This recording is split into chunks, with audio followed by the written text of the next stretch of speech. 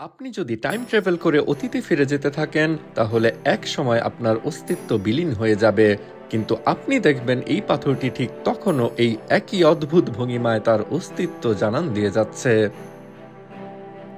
পরি করেও না পড়া এই পাথরটি ঠিক এভাবেই খাদের কিনারায় উকি দিয়ে আছে প্রায় 15,000 বছর ধরে। ব্যালেন্স রক নামের পাথরটির অবস্থান যুক্তরাষ্ট্রের পেনসিলভেনিয়া অঙ্গরাজ্যের ট্রাফ ক্রিক স্টেট পার্কের ভেতরে। অ্যাপালেশিয়ান মাউন্টেন রেঞ্জের মধ্যে যতগুলো অদ্ভুত দর্শন ভূতাত্ত্বিক নিদর্শন আছে তার মধ্যে এই পাথরটি অন্যতম।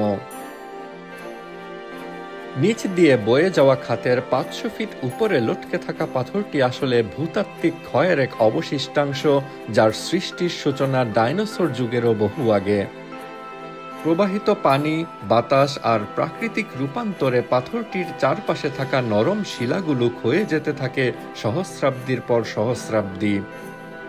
অপেক্ষাকৃত কঠিন শিলায় গঠিত অংশটুকু রক্ষা পায় ক্ষয়িষ্ণু প্রকৃতির ক্ষয়ে যাওয়ার প্রক্রিয়া থেকে।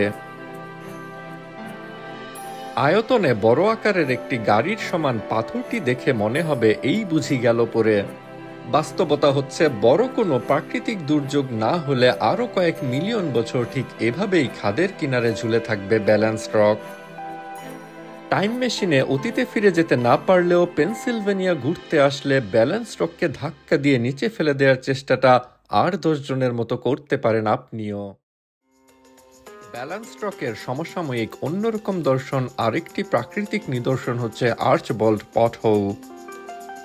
অ্যাপালেশিয়ান মাউন্টেনের পেনসিলভেনিয়া অংশে অবস্থিত পৃথিবীর সবচেয়ে বড় এই মন্থকূপটি সম্পর্কে জানতে দেখে নিতে পারেন অন্যরকম চ্যানেলের এই ভিডিওটি।